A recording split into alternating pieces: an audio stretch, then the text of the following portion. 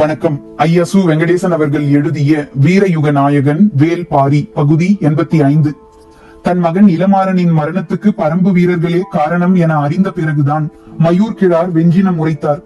பரம்புக்கு எதிரான போரில் நானும் பங்கெடுத்து பகை முடிப்பேன் என்று முழங்கினார். காற்றைப் போல் இணையற்ற வேகத்தில் செல்லக்கூடிய இளமாறனின் குதிரையான ஆலா வேட்டுவன் பாறையில் நிற்கிறது என்று அவர் வெஞ்சினம் உரைத்து நீண்ட நாள்கள் கழித்துதான் தெரிய வந்தது. ஒன்றுக்கும் மேற்பட்ட முறை ஆள்களை அனுப்பி பார்த்து வரச் சொன்னார். எல்லோரும் அதை உறுதிப்படுத்தினர். வைப்பூர் துறைமுகத்தின் மீதான தாக்குதலில் வேட்டுவன் பாறை வீரர்களே பங்கெடுத்துள்ளனர் என்பதை எல்லா வகைகளிலும் உறுதிப்படுத்திக் கொண்டார் மயூர் கிழார். நீலனின் வீரத்தை மலைமக்கள் அனைவரும் நன்கு அறிவர். எனவே ஆலாவை கைப்பற்றி தகுந்த பதிலடி கொடுக்க பொருத்தமான நேரத்துக்காக காத்திருந்தார். வேட்டுவன் பாறையில் என்ன நடக்கிறது என்று தொடர்ந்து கவனித்தார். மயிலாவுக்கான நிறைசூல் விழாவை பற்றி பலரும் அறிவர். இந்த விழாவுக்காக நாகக்கரட்டில் இருக்கும் நீலன் உள்ளிட்ட வீரர்கள் வேட்டுவன் பாறைக்கு வருவர். போர்ச்சூழல் இருப்பதால் எண்ணிக்கையில் குறைவான வீரர்களே இந்த விழாவில் பங்கெடுப்பர். ஆனால் நீலன் உறுதியாக பங்கெடுப்பான் என எல்லா செய்திகளையும் திரட்டினார் மயூர் கிழார். அதன் அடிப்படையிலேயே இந்த தாக்குதல் வடிவமைக்கப்பட்டது. கருங்கைவாணனின் திட்டமிடல் மயூர் கிழாரிடம் கூட பகிர்ந்து கொள்ளாததாக இருந்தது. எச்சினி வழிபாட்டுக்கான ஏற்பாடுகள் தான் முழு வேகத்தில் நடந்து கொண்டிருந்தன. அது தொடர்பான பணிகள் தான் மயூர் கிழாருக்கு வழங்கப்பட்டிருந்தன. போருக்கான தொடக்க சடங்கில் தனக்கு வழங்கப்பட்டுள்ள பொறுப்பை நினைத்து பெருமிதத்தோடு இயங்கிக் கொண்டிருந்தார். அன்று நண்பகல் அவரை அழைத்த கருங்கைவாணன், நீலனை நன்கு அடையாளம் தெரிந்த 2 வீரர்களை அனுப்பி வையுங்கள் என்றான். எச்சினிக்கான சடங்கு நடக்கும் போது இருவரை எதற்காக கேட்கிறார் என சிந்தித்தபடியே 2 வீரர்களை அனுப்பி வைத்தார்.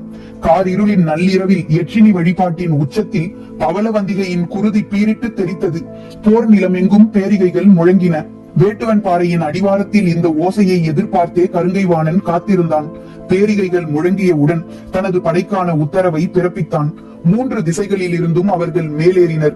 எதிர்பார்த்ததை விட கடும் தாக்குதலை சந்திக்க நேர்ந்தது. மிக குறைவான வீரர்கள் மட்டுமே இருந்தும் இவ்வளவு வலிமையான தாக்குதலை எப்படி நடத்துகின்றனர் என்பது பெரும் வியப்பாகவே இருந்தது. தாக்குதலை எதிர்கொண்டபடி மிக நிதானமாகவே மேலேறி கொண்டிருந்தான் கருங்கைவாணன். வடதிசையில் இருந்த துடிச்சாத்தன் கருங்கைவாணன் அளவுக்கு கூட முன்னேறவில்லை. கீழ்நிலையில் இருந்தான். ஆனால் தென் திசையில் திதியனோ கருங்கைவாணனை விட 2 பனை உயரத்துக்கு மேலேறி இருந்தான். படைகள் இப்படி சமநிலையற்று முன்னேறுவது எதிரிகளுக்கு வாய்ப்பாக அமைந்துவிடும். துடிச்சாத்தன் ஏன் இவ்வளவு பின்தங்கியுள்ளான் என்ற கவலை கூட பெரிதாக இல்லை. திதியனின் செயல்தான் அதிக கவலை அளிப்பதாக இருந்தது. அவன் ஏறக்குறைய வேட்டுவன் பாறையின் மேல் நிலைக்கு சென்று விட்டான். சற்றே பதற்றமானான் கருங்கைவாணன். அவனை பொறுத்திருக்க சொல்ல முயன்றான். ஆனால் நீலன் தலைமையிலான வீரர்கள் நடத்தும் தாக்குதல் மிக கடுமையாக இருந்தது. தாக்குதலை எதிர்கொண்டு தாக்குப்பிடிப்பதே பெரும் பாடாக இருந்தது. எவ்வளவு தாக்கினாலும் எதிரிகள் மேலேறி கொண்டிருக்கிறார்கள் என்பதை கவனித்தபடியே தாக்குதலை மேலும் தீவிரப்படுத்தினான் நீலன். சோமக்கிழவனின் திசையில் எதிரிகள் மிகவும் கீழ்நிலையில் இருக்கின்றனர். ஆனால் புங்கனின் திசையில் எதிரிகள் மிகவும் மேலேறிய நிலையை அடைந்துள்ளனர் என்பதை அறிந்தபடி என்ன செய்யலாம் என சிந்தித்தான் நீலன். சோமக்கிழவனின் பக்கம் இருக்கும் 3 வீரர்களை இந்த பக்கம் அனுப்பலாமா என சிந்தித்த போதுதான் கொற்றனின் நினைவு வந்தது. அவன் மிகச் சிறியவன். எதிரிகள் மேலேறி கொண்டிருக்கின்றனர். இனி தாக்குதல் மிக கடுமையாக இருக்கும். காலம்பன் மகனுக்கு எந்தவித ஆபத்தும் நேர்ந்துவிடக் கூடாது என எண்ணிய நீலன் சட்டென சோமக்கிழவனின் திசை நோக்கி ஓடினான். அங்கு எதிரிகளை மேலே ஏற விடாமல் அனைவரும் ஒருங்கிணைந்த தாக்குதலை நடத்தி கொண்டிருந்தனர். விரைந்து வந்த நீலன் கொற்றனை தனியே அழைத்தான். பாறைகளை முடிந்த அளவுக்கு தூக்கி தள்ளி கொண்டிருந்த கொற்றன் மறுதிசையில் தாக்குதல் தொடுக்க அழைக்கிறான் என நினைத்து வேகமாக மேலேறி சென்றான். வேட்டுவன் பாறையின் மேலே குடில்களுக்கு இடையே ஆங்காங்கே பந்தங்கள் எரிந்து கொண்டிருந்தன. தாக்குதலின் ஓசையும் விடாமல் கேட்டுக் கொண்டிருந்தது. ஆனால் இவற்றையெல்லாம் மீறி வெளிப்பட்டு கொண்டிருந்தது வள்ளிக்கானத்தில் நடைபெறும் கூத்தின் ஓசை. எல்லா வகையான இசைக்கருவிகளும் அங்கு வாசிக்கப்பட்டு கொண்டிருந்தன. காரமலையின் அமைதியை முழு முற்றாக விரட்டி கொண்டிருந்தன கூத்தின் ஓசையும் வேட்டுவன் பாறை தாக்குதலின் சத்தமும். கொற்றனை தனியாக அழைத்து வந்த நீலன் பின்புறம் செல்லும் ஒற்றையடி பாதையை காட்டி, இந்த வழியில் ஒரு பொழுது நடந்தால் அருவியும் அதன் அடிவாரத்தில் பெரும் பாறைகளும் இருக்கும். நீ அங்கு போய்விட்டால் யாராலும் அதற்குள் வந்து உன்னை கண்டறிய முடியாது. நாளை காலை வரை நீ அங்கேயே இரு. விடிந்ததும் ஊருக்கு வா என்றான்.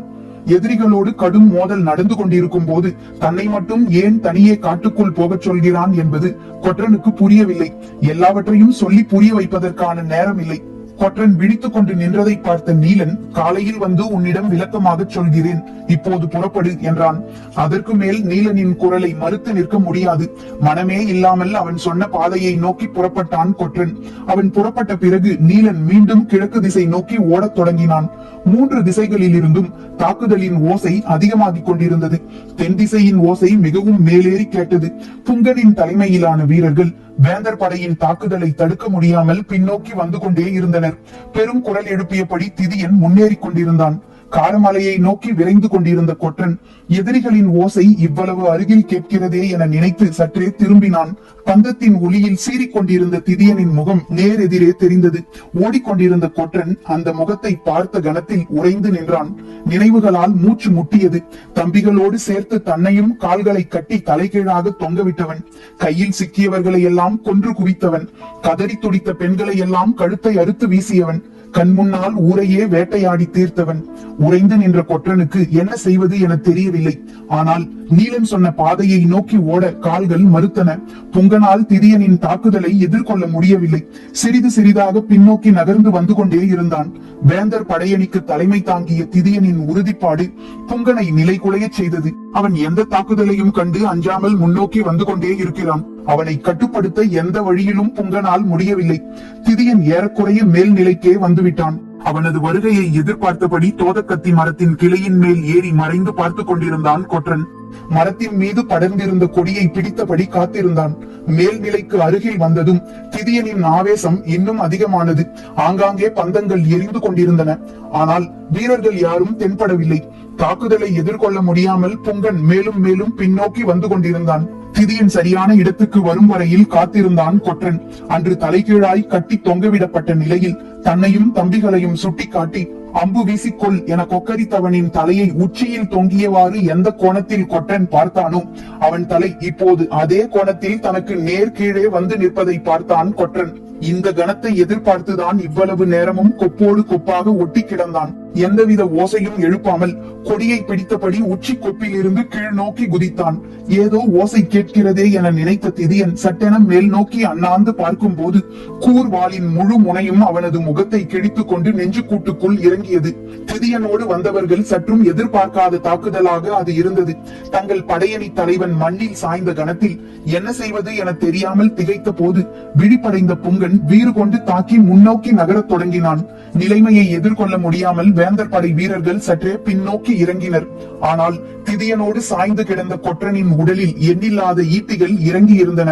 யட்சினி வழிபாடு பற்றி கபிலர் சொன்னதும் அடுத்து செய்ய வேண்டிய வேலைகளை பற்றி தீவிரமாக சிந்திக்க தொடங்கினான் முடியன். யட்சினி வழிபாடு என்பது தாக்குதலுக்கு முன்பு நடக்கும் சடங்கு என கபிலர் கூறிய பிறகு தாக்குதலை விடிந்ததும் தொடங்குவார்களா இப்போதா என்று கேள்வியை எழுப்பியபடி இருந்தான். நாகக்கரட்டுக்கு சென்ற பாரியும் கபிலரும் இன்னும் வரவில்லையே என நினைத்த தேக்கனும் வாரிக்கையனும் இரளிமேட்டில் இருந்து நாகக்கரட்டுக்கு வந்து சேர்ந்தனர். நள்ளிரவை கடந்து நீண்ட நேரமாகி இருந்தது.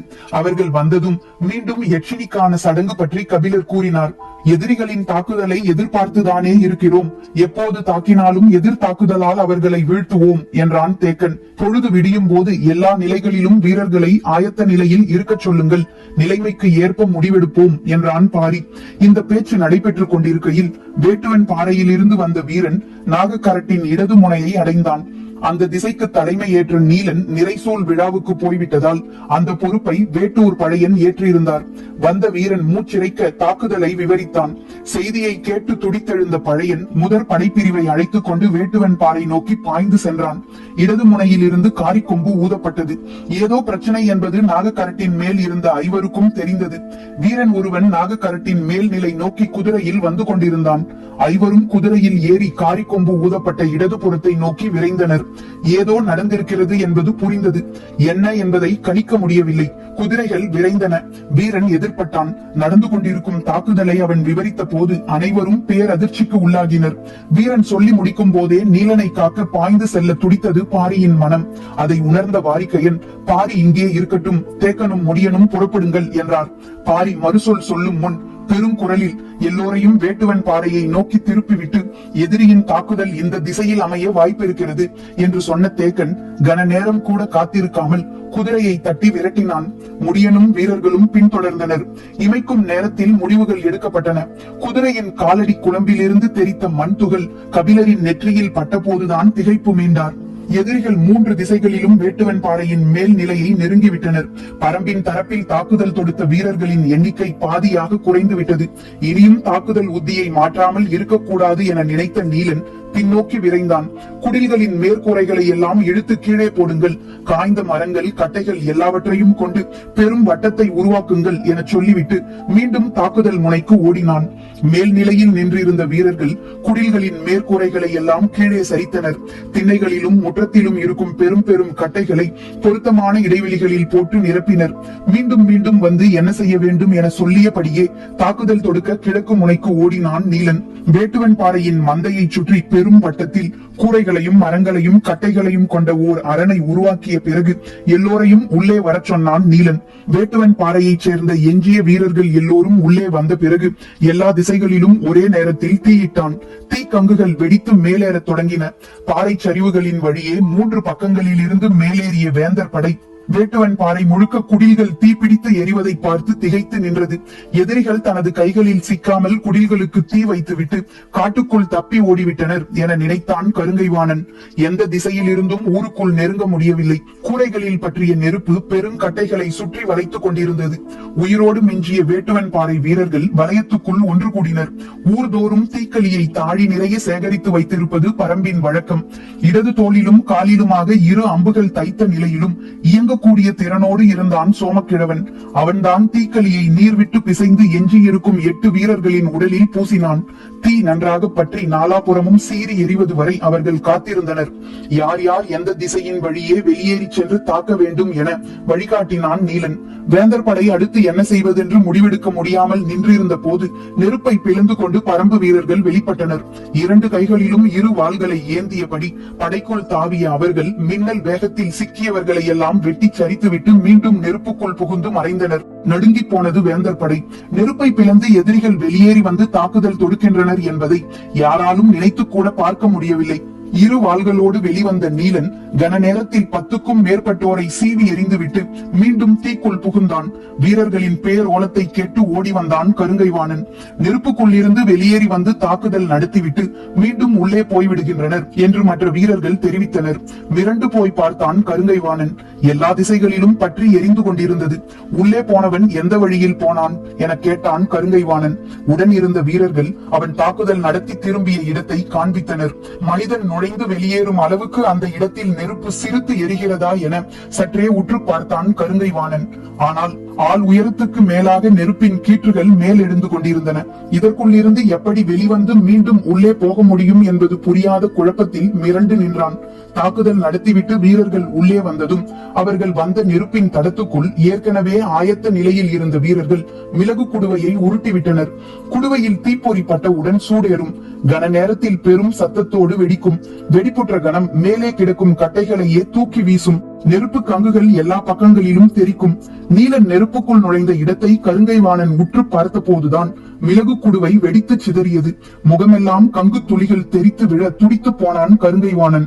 உடனடியாக கருங்கைவாணனுக்கு மற்றவர்கள் உதவி கொண்டிருந்த போது சற்று தொலைவில் நெருப்புக்குள் இருந்து வெளிவந்த வீரன் ஒருவன் 2 வாள்களை கொண்டு வெட்டி சரித்துவிட்டு மீண்டும் நெருப்புக்குள் நுழைந்தான்.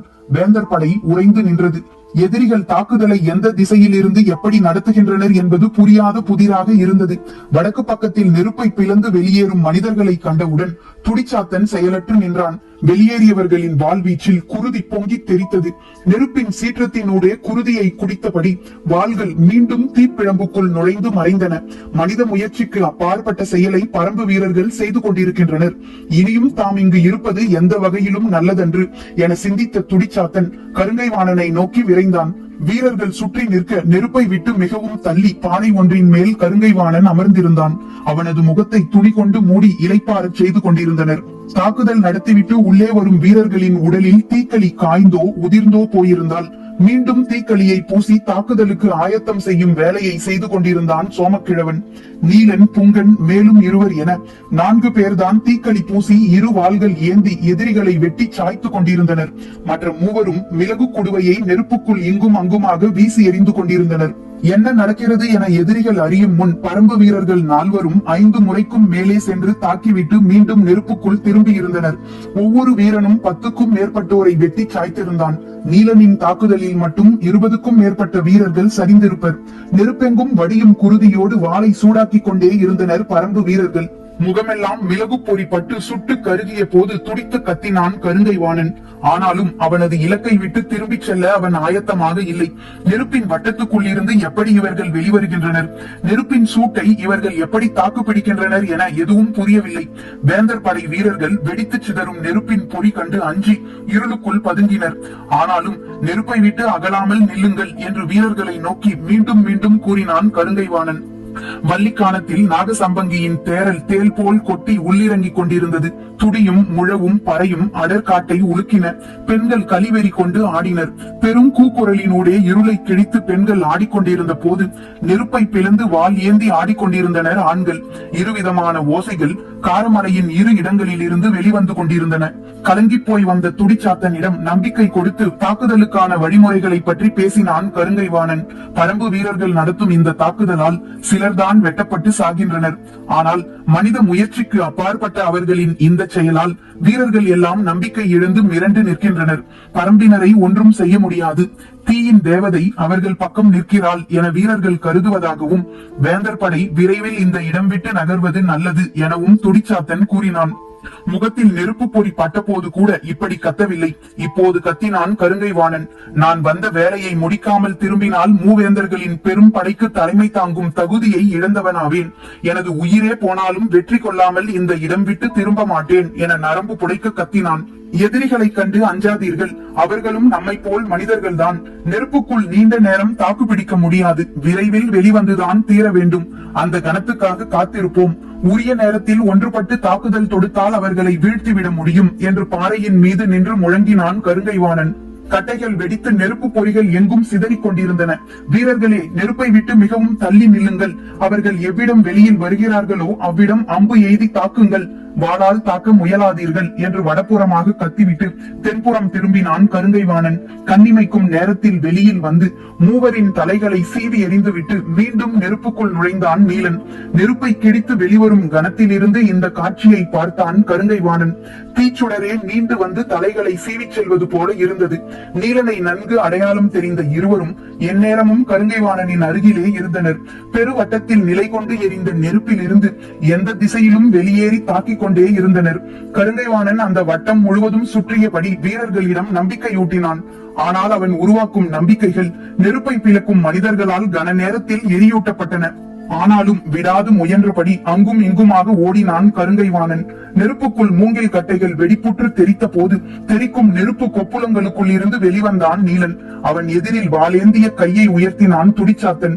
நீலனின் வாள் வீச்சின் வேகம் துடிச்சாத்தனின் கழுத்தில் குறுக்கிட்டு இறங்கியது. தெரித்த குருதி மண்ணில் விழும் முன் நெருப்பை பிளந்து அந்த பக்கத்தை அடைந்தான் நீலன். உருண்டு வந்த துடிச்சாத்தனின் தலை கருங்கைவாணனின் காலில் வந்து முட்டி நின்றது. ஒரு கணம் அப்படியே நின்றான் கருங்கைவாணன். அருகில் இருந்தவன் சொன்னான், தாக்கிச் சென்றது நீலன்.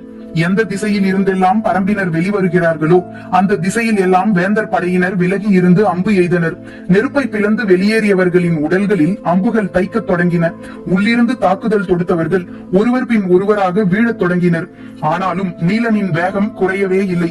நெருப்புக்கு வெளியே இருந்து தாக்குதல் தொடுப்பவர்கள் மிகவும் விலகி நிற்கிறார்கள் என அறிந்து அதற்கு ஏற்ப தாக்குதல் திட்டத்தை மாற்றுங்கள் என நீலன் சொன்ன போது புங்கன் ஈட்டியால் குத்தப்பட்டு நெருப்புக்குள் இருந்து வெளிவர முடியாமல் சாய்ந்தான். எது கண்டும் கலங்கும் நிலையில் நீலன் இல்லை. அவனோடு எஞ்சிய வீரர்கள் இருவர் மட்டுமே. அவர்களுக்கும் தீக்களியை பூசிக்கொண்டிருந்தான் சோமக்கிழவன். நெருப்புக்கு அப்பால் எந்த திசையில் சென்று தாக்கலாம் என நெருப்பின் கீற்றுகளை நீலன் பார்த்து கொண்டிருக்கும் போதுதான் காற்று அதிர கேட்டது காரிக்கொம்பின் ஓசை. ஒரு கணம் மனதுக்குள் மின்னல் வெட்டியதை போல மகிழ்ச்சி பூத்தது. 2ஆம் குன்றுக்கு அப்பால் வரும்போதே வேட்டூர் பழையன் காரிக்கொம்பை ஊதச் சொல்லிவிட்டான். நாங்கள் அருகில் வந்துவிட்டோம் என்று சொல்வதற்கான ஓசை அது. காரிக்கொம்பின் ஓசை கேட்ட கணம் உற்சாகம் பீரிட வெறி கொண்டபடி நெருப்பை பிளந்து கொண்டு வெளிவந்தான் நீலன். நெருப்பை விட்டு விலகி நின்றிருந்த எதிரிகளின் மீது 3 ஈட்டிகளை எரிந்துவிட்டு மீண்டும் நெருப்புக்குள் நுழைந்தான். அவனது வருகையை எல்லா திசைகளிலும் எதிர்பார்த்திருந்த கருங்கை வாணன் கண்ணெதிரே வந்து திரும்பும் நீலனை பார்த்தவுடன் தனது கை நரம்பே அருந்து கொண்டு போவதைப் போல வீசினான் ஈட்டியை. நெருப்புக்குள் நுழைந்த நீலனின் வலது பின்னங்கால் தொடையில் இறங்கியது ஈட்டி. நெருப்போடு சாய்ந்தான் நீலன். அவனை வெளியே இழுங்கள் என கத்தியபடி அருகில் ஓடி வந்தான் கருங்கை வாணன். இரு குன்றுகளுக்கு அப்பால் இருந்து எரியும் நெருப்பை பார்த்தபடி என்ன நடக்கிறது என புரிந்து கொள்ள முடியாமல் பதற்றத்தோடு குதிரையை விரட்டி வந்தான் வேட்டூர் படையன். அவனோடு படையணி வீரர்கள் அனைவரும் படு ஆவேசத்தோடு வந்து கொண்டிருந்தனர். காரிக்கொம்பை விடாம ஊது என்று சத்தம் போட்டபடி குதிரையை விரட்டினான். 2 குன்றுகளையும் தாண்டி வேட்டுவன் பாறைக்குள் நுழையும் போது கிழக்கின் ஒளிக்கீற்று மெல்ல மேலெழுந்து கொண்டிருந்தது. தீயின் நாக்குகள் இங்கும் அங்குமாக எரிந்து கொண்டிருந்தன. மனிதர்கள் யாரும் உயிருடன் இருப்பது போல் தெரியவில்லை. நீலன், புங்கன் என ஒவ்வொரு பெயராக சொல்லி கத்தியபடி எங்கும் ஓடினான் வேட்டூர் படையன். வீரர்கள் 4 திசைகளிலும் தேடி தவித்தனர். நெருப்பு கட்டைகளுக்கு நடுவே கரிக்கட்டைகளாக சிலர் கிடந்தனர். இரு பக்கங்களிலும் குருதியில் மிதந்தபடி எண்ணற்ற உடல்கள் கிடந்தன. குன்றின் சரிவு முழுக்க வேந்தர் படை வீரர்கள் மாண்டு கிடந்தனர். ஒருவன் சத்தம் போட்டு வேட்டூர் படையனை அழைத்தான். அவன் இருக்கும் இடத்தை நோக்கி ஓடினான் வேட்டூர் படையன். வீட்டின் மண் சுவர் ஓரம் குற்றுயிராய் கிடந்தான் சோமக்கிழவன். பழையனை பார்த்ததும் கீழ்ப்புறமாக கையை நீட்டி அவர்கள் நீலனை கொண்டு செல்கின்றனர் என்றான். கிழக்கு திசையில் நீலனின் குடில் இருந்த முனைப்பகுதிக்கு வந்து பதற்றத்தோடு பார்த்தான் வேட்டூர் படையன். காலை கதிரவன் மேலெழுந்து கொண்டிருந்தான். வேட்டுவன் பாறையின் அடிவாரத்தில் இருந்து வேந்தர் படை வீரர்கள் குதிரைகளில் புறப்பட்டனர். முன்னால் போய்கொண்டிருந்த தேரில் கிடத்தப்பட்டிருந்த நீலன் பெருங்கயிறுகளால் கட்டப்பட்டிருந்தான். அந்த தேரின் முன்னிலையில் நின்று கொண்டிருந்த கருங்கை வாணன் உடலெல்லாம் குருதி கொட்ட முகமெல்லாம் மகிழ்வு பூக்க ஆவேச குரல் எழுப்பியபடி தேரை செலுத்தினான்.